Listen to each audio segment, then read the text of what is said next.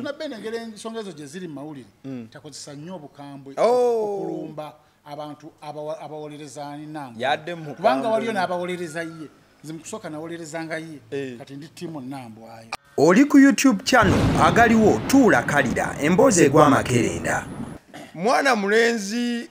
oba mwana mwala Nambo ayo Suuna Ben still babadde ku spotlight weekend wabula olutalo ate lwasituse wakati wa Suuna Ben ne Zubeida wamu ne Fifi the Queen ng'agamba nti abakyala bano bakoze kyamaanyi nnyo okubanga bawaga Nambo ayo n'okubeera ndooza nga amuleeta kagudde era Suuna Ben awo alina ebigambo ebitayisika nnyo mu kamwa byagenze maaso n'okubanga aweereza Zubeida bya ntalo n'okubanga amulabula ne sekulabula yenna. Buli nsonga webeera mu mawulire yagala gaana abantu balina ojjoogera aboogezi ab'enjawulo abamu bajja kukuwagira abamu tebajja kukuwagira ekyo kisuubire buli we weeyambula oti akatambiko ne kafuluma waliwo abajja okkivumirira waliwo ffe abajja ossanyuka mweyanzi kati ekyo kisuubire yagala obakola ki bagana. Suuna Ben engeri ensonga ezo gye ziri mu mawulire takozesa nnyo obukambwe okulumba abantu abawolereza Nambo kubanga waliyo n'abawolereza ye nze mukusooka nawolerezanga ye kati ndi ttiimu Nambo ayo. Abaffe wasaze eddiiro olw'ensonga nnyina bye nagamba Suuna Ben akole n'agaana obbigendamu. Suuna Ben talowooza ti nagenda kuwangula ennyumba eyo ng'ayita mu media takirowoozaako n'omulongo nalabe ng'ali waggulu ku ttegula yabadde asikaali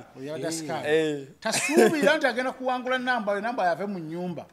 ng'ayita mu media mbw alina kyagenda okwogera ku media Nambo ayo ajja emikono ku nju azinga ebyo byafuuyingiza omulala naye ng'oli mwetegefu okuggyako emikono Nambo ayo tasuubira nti agenda kuvuma Kamoga agambe nti balina gye baliira embizi bonna alowooze nti Kamoga aneekuba mu mutima akole ekyapa ekirala aggyeko Nambo ayo tekisoboka okuggyako Nambo ayo balina kutuula bombi ne basayininga ne bakola memorandum of understanding nti bonna kati kigendagenda mu mannya goono wadde teyaliiwo yakigenda ku babiri we ŋŋambira Suuna Ben nti olina kukwata Kamoga n'omukuba ekkooti bw'oba oli sure ligale bw'oba oli sure nti ddala lisiiti z'ennyumba ezo ezagizimba ennyumba ezo n'ezaagula ploti ezo zaalizizo mukwate omukube mu mbuga kyekijja okukutaasa bwe kiba kikulemye kitegeeza Nambo ayo ali part of that title part and parcel of that gundi the flat niwe kiba kikulemye ekyokuwaabira Kamoga gw'olina okuwaabira gumusinge kooti tukozesa kooti okukyusa ekyapa ekyo kidde mu ggwe naye togenda kugamba nti nogenda balumba obagambe muli embizi buli ajja kugamba nti noitwalira naye embizi olowooze nti no bajja va ku nnyumba eyo tebajja givaako kubanga omuntu agirimu alina olubuto lwo alina n'omwana we kitegeeza wamala omuzaalamu omwana eyasooka wayongerwa nawe weeweeta n'omwebakako ne mufuna olubuto olulala takozesangako ku artificial insemination nti waliwo basere bakugjamu amazzi ne bagamusonseka no wabula wayongera maaso n'omwebaka kitegeeza mukazi wo kibukakatako kuba mu nnyumba eyo bw'oba olina abakazi abalala bayagala okuwasa Nambo ayo takigaanangako buli gw'ofuna mufunire w'abeera wasanga ozimba full stop. Benito dakiika bbiri sirina kyemwogerako kale by the way wetuba tukomyewo awo ne weekend era ninako omukyala gwe nabadde naye ng'ali lubuto lwa Suuna naye abo nabo batuleke nemulabe nange nga jja naje jemba ate batulekemukko nemulabe ng'owoomereza olubuto alusolai bate lwavaamu kati tonyumya byaki ani akuyisa kujja ati lwavaamu n'ateekamu olulala kati olulala weruli omwana yamuzaala lujja ali lubuto essaawa zino beba abantu ab'ekyaya abasajja kati Suuna Ben ayinza omwagala ennyo ng'avuddeyo n'abyogera oba tamuwa buyambi agamba yamuleka mu nnyumba ate yamitwala 45 ate muyabiri bayagala serebu bo abantu bangi nnyo abakola ensobe y'abakazi abagala abafuna omusajja olwokuba omusajja akuba ebinyaanyanya muserebu amanyikiddwa mu Uganda yonna akola ku TV ne radio n'agamba oyo ne mugeza mmwebakako bwe nti live sikozesa protection yonna mufunamu lubuto naye nga tosose kwebuuza omusajja yalwagala transaction love kategedde ddala omusajja yeewuluna olubuto lugalu yekibukakatako okumala naye ebinaava mu mazzi ago omusajja abyagala oba nkozesa amagezi nsooke mbisaanyeyo nga olaba zali kyakola ku Shakibu akola atya kuliko empiso ya myezi 6 kuliko amakerenda ga mwaka kuliko ka after sex n'akaweta ebina bwe luyita kati bo lugwa misambu kugambe nga olaba bana abasisi ba chapati abasoga wabasika chapati flampe negenda nebabirira nnyonyo kati ga wagitekako chapati egenda sirira asoka natekako ku buzuzu obutonoke nawa agawo ge bayiwayo newe bibawe bityo kati we uyogera n'omusajja olabira n'omusajja ngedala olubuto luli luvuddemu naddamu nakwebakako mutese mutese nti ddala tuzaale muzaale niyo musajja tedi musajja kwogamba nti tuzaale nga alina obusobozi nga Suuna be nakoleka mu nyumba kitegeeza yagamba tulujjemu n'ogaana sajja gye baliiga abo bannange ndi lubuto tulujjemu sijja tujjemu zomanange mwagala yagamba oba mwagala kale ebigenda n'omwana ebyo nebigenda walaba eri Suuna Ben ne Bruno Betty walabye akadaabi byakoze ka vidiyo ejjo nga biriawo biri musewo mukweyagala nebigamba yeffe basajja abasinza trending emyezi gino Bruno Betty okutrending abadde ayagala bombi abatrending tole bati fayina bye bafiirwa ono kalina egenda otrendinga kalina egenda oli atrending omukazi yagenda byakoze no n'ekivulu kigenda beera akavumba Suuna Ben nga naali awo bwali ku Bruno Betty mujje tumwozeeko ennaku abasajja abalemereddwa mu byalaavu sewe kyagambye mujje tumwozeeko ennaku olw'ensonga yagwa ku bbina eryalakizale naye ku luno Bruno ye yakkiriza kuba mukatambi yadde talina kyeyewakana n'ebintu babimuddiza kojjaawe yaddiza Bruno Betty ebintu ffe twali tugenda bino nayo essimu neevuga jukira twatekayo paati esooka nentekamu enamba y'essimu nti abaagala bonna okunona ebintu abalemereddwa abakazi g'ebintu biba kuba ku ssimu yaffe tuli banonyi ba bintu kojja naako kojja bwakuba n'agamba saagala bintu byakunda bisa kojja wa mukyala wa Bruno Betty n'agamba ekituufu kiri nti ensonga ngenda zikola kujja natubulira n'ekyama tebakyakolagana na muwala Teddy banyiiga Teddy oluvannyuma lwakwagala okuva wa Bruno Betty kojjaawe yewaali omukolo tegwali wa bazadde wa Bruno gwali wa kojja wa muwala kojja agamba omuwala byokola ebyo nga si birungi twakamala okufuna ebintu omusajja omunoba ogenda biki otulabisa omuwala yagamba saagala kumanya kojja ayomba agamba nze saagala kulya bintu bya simwe bagiyita biki byali riba nze ngenda kukwata ebintu mbimuddeze kojja n'akwata Bruno Betty n'amukubira essimu n'amuyita n'amuwa ebintu bye yali atutteko ye nga ye nannyini maka agaali nawanze omusango ngweyambudde genda binafusi Bruno Betty yafunako ebimu kale ate abo okoze bulungi nnyo nnyini dda onkoledde ddala bulungi munnange twabadde tuli awo weekend omwana mulenzi Josh Teddy abadde ali awo akola obutambitambi awo naye bagamba nti Josh Teddy essaawa zino oba ennaku zino tali bulungi ye bwe yedifending agamba nedda bagamba nti anywa ebiragalalagala era bimususeeko wabula mu difensi ye agamba si biragalalagala agamba ali depressed emikwano gyamu disappointinga nnyo nnyini ddala naye ng'abamu baga nti ka ice depression yemwogeza ebitakwataga naye abamu baga ka ice yakola naye yagambye buno yagenda nagamba abagole abo benyimbira boolaba baagala tutta mu bufunze li Eddie oba ligayi walita Denis Joseph namulaba nga yakatandika okuba olimba lwa Viola nga wali ka library twatundiraga emmotoka ku bannamasaka nga ne mukyala we prima yakola muki library nga batandika butandisi Viola nga talina wadde akamotoka n'akuŋŋaanya 1,200 ze bamufuwa ku stage n'agula emmotoka ye yasooka nnuuwa era neegwa ekigwo neekola ki nesaanawo Josere namuwa obudde okumusitaadinga yali tanywa njaga ng'ekitamiza kyayinza okukozesa ndowooza mwenge nagwo saagumulabako naye yali tanywa njaga ate juzi yali nosiramuka yasiramuka nosiramuka kati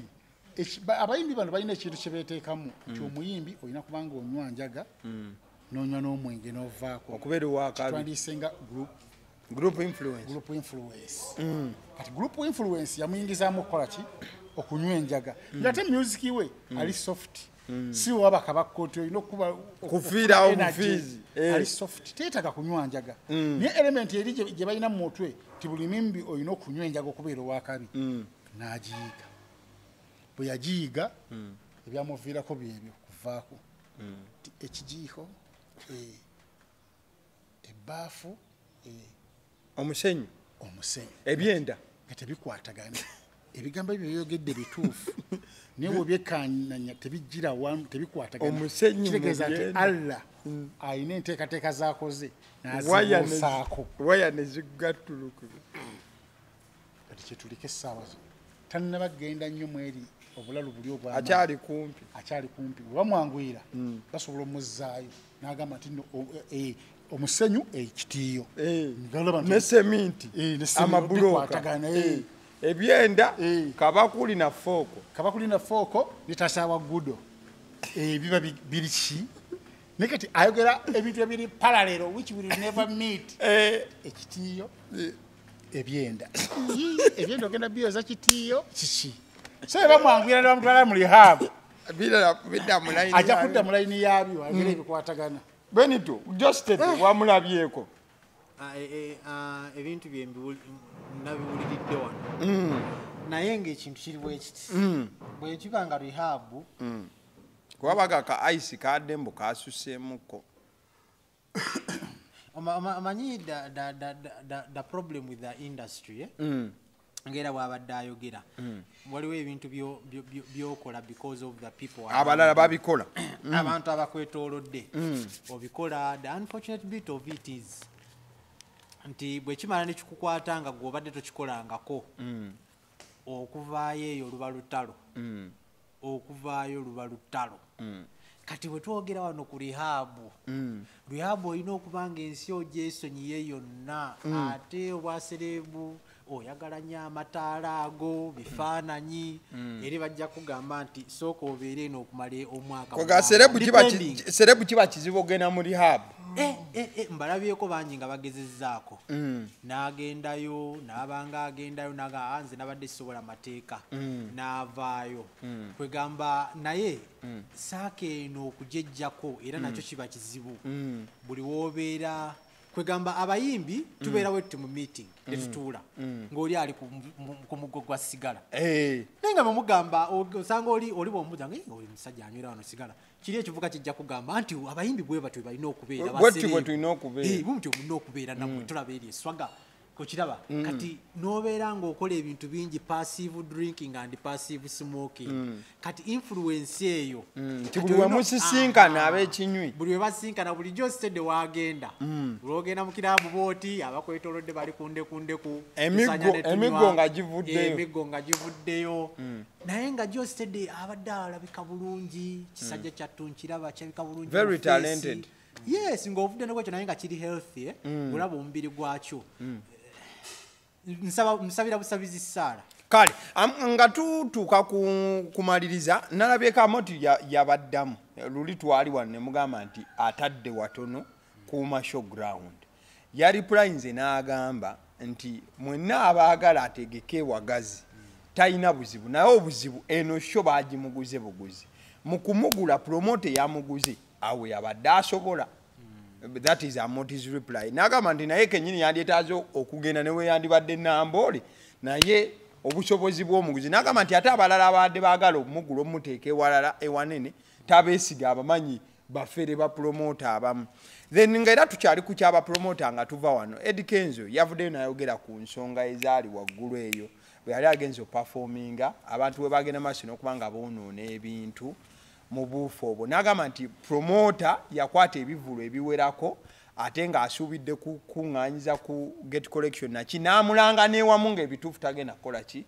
kubeerayo. Eddakiika 2 ku mwenna bapromota bano jasi mwogere ku kyaba promota babivulu promota obuzibu buvaawa n'okutuuka nti n'omuyimbi nga Eddie Kenzo kati era still ku kaliba gy'aliko akyali mu kubeera nti bamutegese wano n'atalabika naki abantu ne bagenda maaso n'okuba nga boonoona bintu byabo kadde. Kansoke nawe as a country nkyongeredde ebbanga tono. We are good at music but we are not good at the business of music.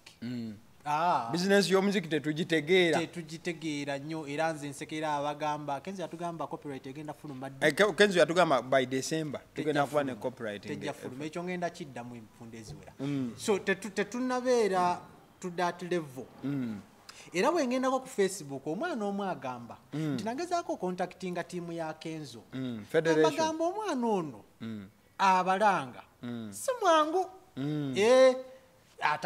tatera tuukiriza eno yennyini gye baadde bagenda kyekivule ekyayise nabatuukirira ne mbasindikira message ne mbagamba munkooneko mbabuulire omuntu gwe omuntu abaleeta si mutuufu eno tumumanyi nnyo teri kivulu kibeerawo ne tutamenya bbaafu ne tutamenya butebe ne tutamenya situulu ne tuteekuba amacupa teri kati bwendaba BET star nga bamututte mu kavuyo ate ng'akolagana noonera olaba bizinesi ya music abantu tetwagala kukola research olw'okuba oli akuwadde akasente deposit oluusi ntunulira n'ebintu kati nga kino ekyaliwo ekyawizo uno gamba mbu ate nayimbye ate tebansasudde omwana mu komenti akubuuza nti naye oyimbira otya obwereere mbweno olwangamba nti kivulu kya good life ate nze njagala kusanyusa bantu bange ngamba wizo singa moze yabaddewo would we have taken this step okugamba nti asanyusa bantu ffe tukwagala twayingiridde ssente naffe tetwayingidde nti tuyingire lwabwagazi ne tuyingira fwa okitaba ekintu ekyo the business of music naye nga tuli bayimbi basufu nze era ntunulira music w'aba Nigeria neŋŋamba nga mulira ali almost biwulikakana byebimu if you were DJ you can easily mix the music of Nigerians n'omuntu uteeka ku beat emu naye nga Abannayuganda we have a variety ba Bobi Wine ba Bebe ba Saha olaba oli ayimba mu katono ba Morris Kiria we have a variety naye business y'omuziki naye business ya music eyo wewali obuziki ekyagaanyi kati Kenzo yagenze gwa mu mbi yagambe agenda kuddayo abaliyirire agendeyo it is a very good thing by the way agende bayimbi batono nnyo abakikola ogenda n'okola ki accepting but for the good of the area ekyamoti holding all factors constant twakyogera nga tulowoozaako ku bintu birala nti oba byaki twali tukuliriza nnyo obuzito bwe emyaka gy'amaze nkyanoonyezaayo omuntu komediani akola kye tuyita tuwa kanti amoti hande tuwa nagenda ng'atambula ebifo ebyenjawulo ono akiteekeyo bakomediani bangi abava eyo ebweru ne muyingira if it is a closed up area ne babajjako amasimu kubanga almost jokes agenda n'azirepeatinga kati nga temulina recordinga jokes ezo kati amoti fine tukkiriza kiri naye atandika okutagalaagako eggwanga agende naye kenyini ayinza okwewaayo Gravity I think mugamba nti Gravity talina manager nti abyeteekerayo yes amoti kulanga n'agamba nti amalule eno empya gy'alina n'akyetegekera nga ye mu kifo ekinene tasobola kikola lwaki tudipendinga nnyo ku bapromota gundi akiteekeyo tulaba oba tetujja kujja kale anga tumaliza Bukenya obubaka bwe obusembayo tuve wano okusinziira ku statement ya Moti yagambye tino ate gwe yafunye ayinza okumutegeka awagazi amweralikirira mu yaayi ekyo ndo kiba kinene statement nti kitegeeza ati bapromota abasinga bayaayi ekyokubiri tebalina governance okimanyi ti nno gwe osobola okucontactinga abayimbi basatu nobategeka wano naye nga tobeerangako promota era abayimbi abo ne bagamba nti katujje ekikulu kyaze kuba na sente n'omusasula yagenda kujja ayimbewo naye nga toli promota takuwulirangako wantu wonna tamanyi empisa zo kitegeeza nti bapromota balina okubanga bamanyikiddwa mukumanyikibwa ekyokubiri walina okubeerawo ne memorandum of understanding buli we mugenda okuyimba omuyimbi etegeerekeka nemuwandiika mumanya nti ndo ddala muwandiise mukkanyiza waliwo ne balooya ekintu kigenda kuba ABCD bwe kigaana mukireke ekireeta ebyo byamoti nti nono muyaayi butabawo memorandum of understanding nono eyamutegese era teriiwo era byamimwa kitegeeza ssaawa yonena tulaba moti ng'era azzeeyo mu maziga Chokoleke none yamutegese teyamuwadde yadde kantu byamu. Yagambye bugambye yamwesize bwesize kubanga bwogambira nti nno bali abalala abadde kati oli ayinza okumputegeka abagazi muyaye muteekeza noono bino tebiriko byagundi toba muyaye mbabulira ki Amoti oyo abadde victim bambi emirundi mingi nakalaba Amoti ndoze emirundi ebiri ng'abanjiza sete ku stage wemanga mbadde mwetegereza Amoti thank you so much kati gwekikulaga nti bapromota abantu berufu nnyo teba acting a professional bonna abayimire bapromota so kati yerutu gye tulina okukwata Amoti yakabanja sete emirundi egi ku stage bubizi agenda kunagaba bale kuzimpa yongerayo kale so abwatutyo nno wetugeze maaso n'okuba nti olunaku olwaleero tulabika eno ye the weekend show ebeerawo buli lunaku olwa Saturday saawa 10 ez'akawungezi n'olunaku olwe Sunday saawa 3 ez'okumakya mbeera ne Bukenya media ate ne mwana mulenzi Benito omusooliini ensonga ne tugende maaso n'okuba nti no tuzigamba wano nawali nga sinava wano njagala okutegeeza kusula motors eno esangibwa Makindye bw'obanga oyitidde ku bitaala n'okkirira bw'oti akusaidia Vauxhall ne weeyongerayo waliwo awo kalenda guest house olugiyitako waliwo amafuta ga Africa Oil opposite we wali Asula Motors bagamba nti ensonga zonna ezikwatagana emmotoka oyagala kugula motoka oyinza okubeera ng'olina ekisiraani nga baakikuteekako ewammwe nti tolivuga mmotoka kati bano kye bagamba ku kibanja mpola osobola okuba ng'ofuna emmotoka gjayo n'akasente katono obawe bakuwe emmotoka ovuge ekisiraani kikutuke otandike kuba ng'osasulako mpola mpola enamba y'essimu yaabwe eri 07 21